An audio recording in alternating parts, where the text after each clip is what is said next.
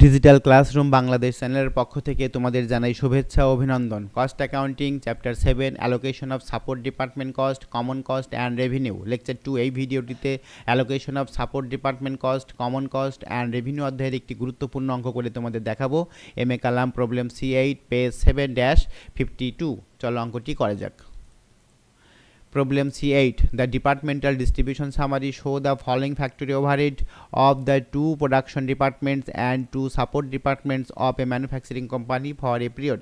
একটি নির্দিষ্ট সময়ে একটি ম্যানুফ্যাকচারিং কোম্পানির দুটি প্রোডাকশন ডিপার্টমেন্ট এবং দুটি সার্ভিস ডিপার্টমেন্টের ফ্যাক্টরি ওভারহেড ডিস্ট্রিবিউশন সামারির ফ্যাক্টরি ওভারহেড নিম্নে দেওয়া আছে। অর্থাৎ প্রোডাকশন ডিপার্টমেন্ট দুটি এ এবং বি, এখানে প্রাইমারি ডিস্ট্রিবিউশন বা ডিপার্টমেন্টাল ডিস্ট্রিবিউশন সামারির ফ্যাক্টরি ওভারহেড এখানে দেওয়া আছে, অ্যামাউন্টে দেওয়া আছে 35,700 এবং বিতে দেওয়া আছে 47,500 টাকা। এটা হচ্ছে প্রোডাকশন ডিপার্টমেন্ট।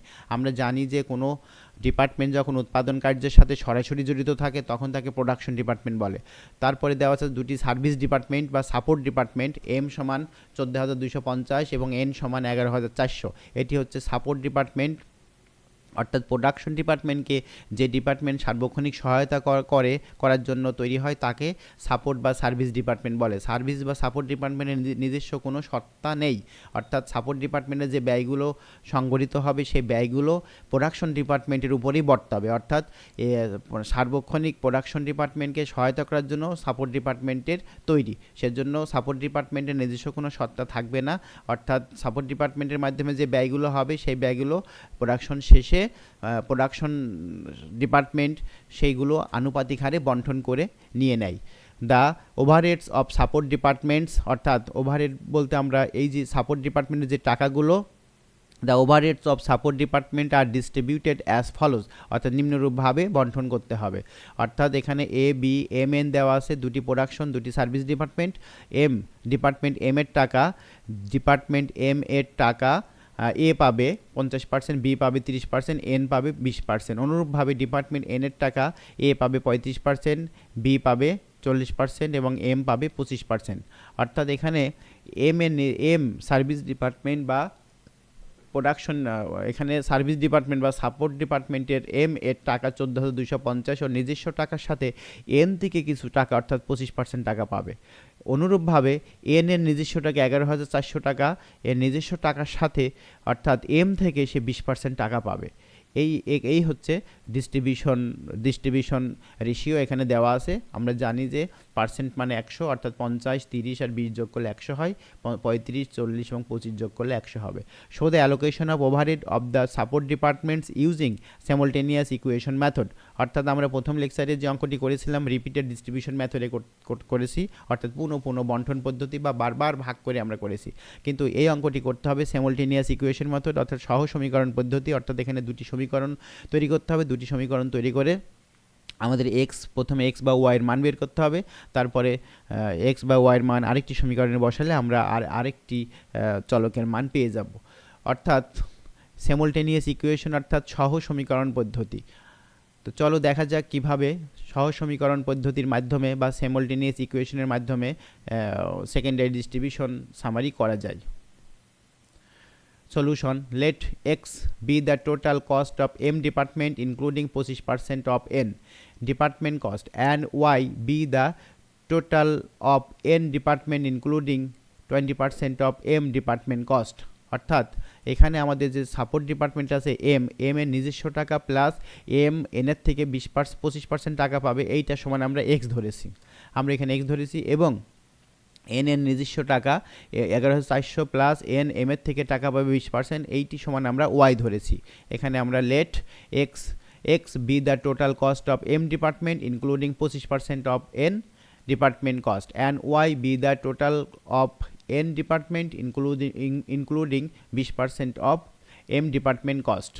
এবং সরাসরি লিখলেও হবে সাপোর্ট ডিপার্টমেন্ট এম সমান এক্স এবং সাপোর্ট ডিপার্টমেন্ট ওয়াই সমান সাপোর্ট ডিপার্টমেন্ট এন সমান ওয়াই। তো আমরা এইভাবে লিখেছি। এখানে কেউ যদি ইচ্ছা করে, তোমরা যদি মনে করো যে সাপোর্ট ডিপার্টমেন্ট এম সমান এক্স এবং সাপোর্ট ডিপার্টমেন্ট এন সমান ওয়াই, এভাবে লিখলেও হবে। তারপরে দেওয়া আছে অ্যাজ পার কোশ্চেন, অর্থাৎ কোশ্চেনে যে তথ্য দেওয়া আছে সেই তথ্য থেকে আমরা এখানে ইকুয়েশন করব। এখানে হচ্ছে এক্স সমান, এক্স এর নিজস্ব টাকা ছিল অর্থাৎ এম, এক্স বলতে আমরা এখন এম বলতে এখন এক্স বুঝাচ্ছি, অর্থাৎ এক্স সমান 14,250 যোগ এন এর টাকা 25%। তো আমরা এখানে লিখেছি এইভাবে, এক্স সমান 14,250 যোগ 0.25 ওয়াই। অনুরূপভাবে ওয়াইয়ের অর্থাৎ এন এর টাকা ছিল 11,400 যোগ এম এর থেকে পেয়েছে কত 20%, অর্থাৎ এখানে এভাবে লিখতে হবে ওয়াই সমান 11,400 যোগ 0.20 এক্স। এই ছিল আমাদের প্রশ্নে প্রদত্ত তথ্য, সেই অনুযায়ী আমরা এখানে দুটি সমীকরণ সাজিয়েছি। এখন রিঅ্যারেঞ্জিং আফটার এলিমিনেটিং ডেসিমেল, এখন যে পয়েন্টটাকে অপসারণ করে আমাদের পুনরায় এটি সজ্জিত করতে হবে, অর্থাৎ পয়েন্ট তুলতে হলে আমরা জানি 100 দিয়ে উভয় দিকে 100 দিয়ে গুণ দিতে হবে, অর্থাৎ 100 দিয়ে গুণ দিলে 100 এক্স, আর এই 25 ওয়াইকে 100 দিয়ে গুণ দিলে হবে শুধু 25 ওয়াই, এখানে প্লাস আছে, সমান চিহ্নের এই পাশে আসলে হবে মাইনাস 25 ওয়াই সমান 14,25,000, সমীকরণ 1। অনুরূপভাবে আমরা এটাকে যদি 100 দিয়ে গুণ দেই, প্লাস 0.20 এক্সকে 100 দিয়ে গুণ দিলে শুধু 20 এক্স হয়, এই পাশে আনলে হবে মাইনাস 20 এক্স, আর এদিকে আছে ওয়াই, 100 দিয়ে গুণ দিলে হবে প্লাস 100 ওয়াই সমান, এখানে 11,400 সাথে 100 গুণ করলে হবে 11,40,000, এটা সমীকরণ 2।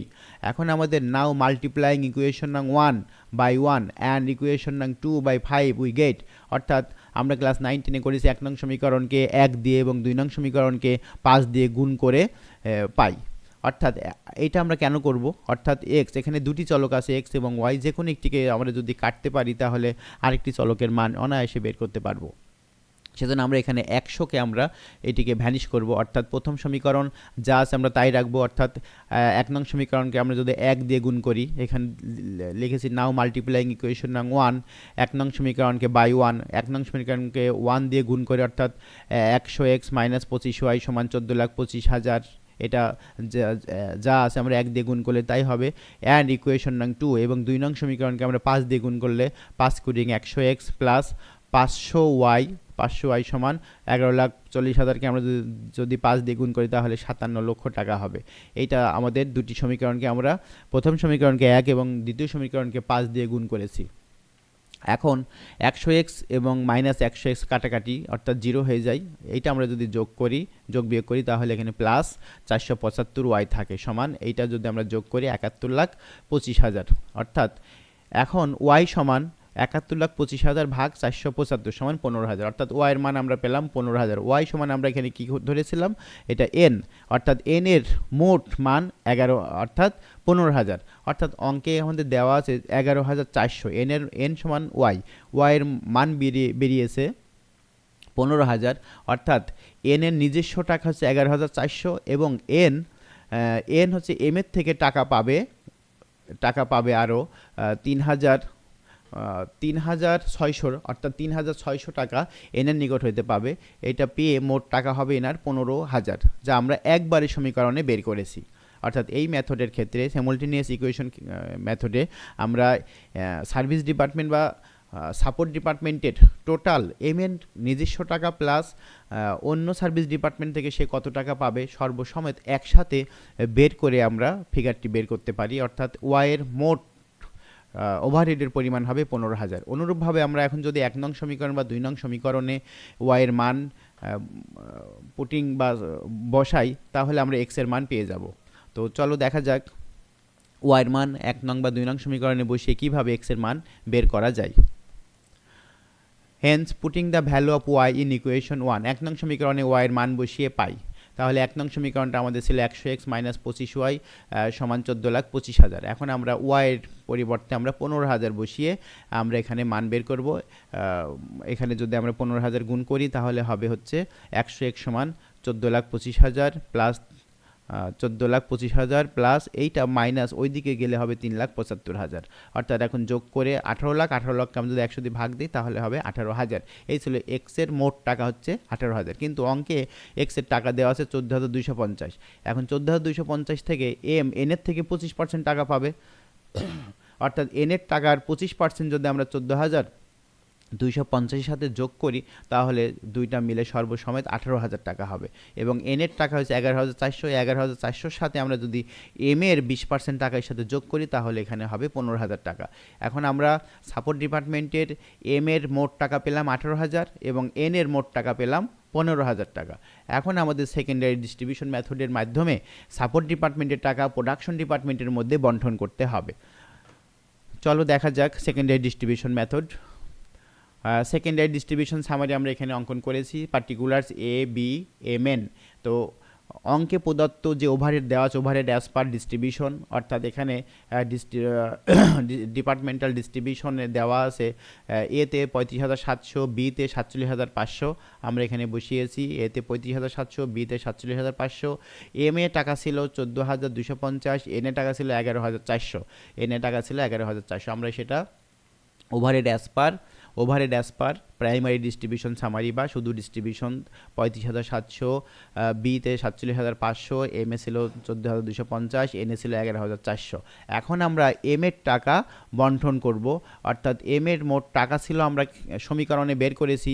এম এর টাকা ছিল এন, এন এর টাকা ছিল হচ্ছে এন মানে ওয়াই, এন এর টাকা ছিল 15,000 এবং এম মানে এক্স, এর টাকা ছিল 18,000, অর্থাৎ এম এর মোট টাকা আমরা বের করেছি 18,000। এখন 18,000 টাকা আমরা বন্টন করব এ বি এবং এন এর মধ্যে। আমাদের রেশিও উপরে দেওয়া ছিল, অর্থাৎ 50:30:20। আমরা সেই রেশিওতে এখানে 50:30:0:20, অর্থাৎ 18,000 ভাগ 100 গুণন 50 সমান 9,000, 18,000 ভাগ 50, 18,000 ভাগ 100 গুণন 30 সমান 5400, 18,000 ভাগ 100 গুণন 20 সমান 3600।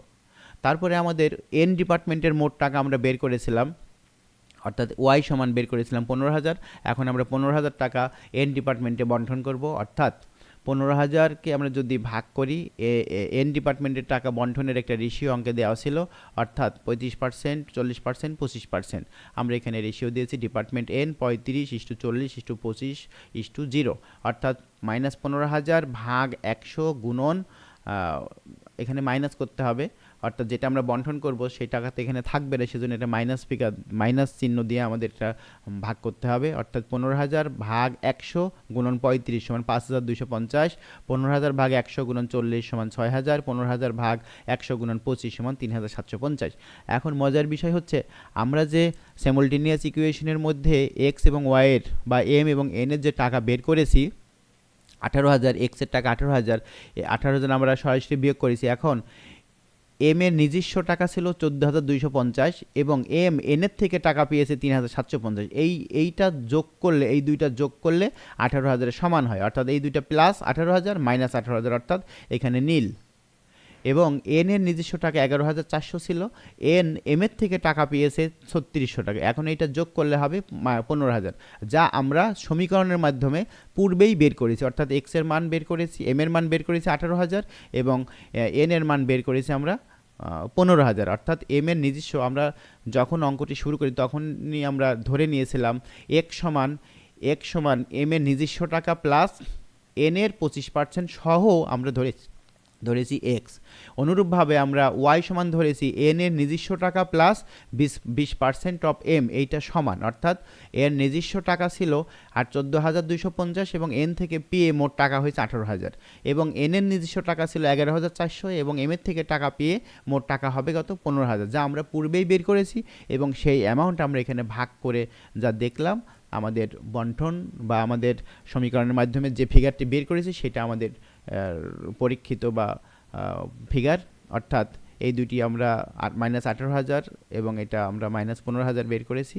এইটা এখন যদি আমরা এখানে অ্যাডজাস্ট করি তাহলে নীল এবং নীল, এবং এম ডিপার্টমেন্ট এবং এন ডিপার্টমেন্ট অর্থাৎ সাপোর্ট ডিপার্টমেন্ট বা সার্ভিস ডিপার্টমেন্টের ওভারহেডের টাকা এখন প্রোডাকশন ডিপার্টমেন্ট এ এবং বি এর মধ্যে সম্পূর্ণ বন্টন হয়ে এ এর মোট ফিগার দাঁড়িয়েছে 49,950 এবং বি এর মোট ওভারহেড হচ্ছে 58,900, অর্থাৎ এ এর নিজস্ব ওভারহেড ছিল 35,700 এবং বি এর নিজস্ব ওভারহেড ছিল 47,500।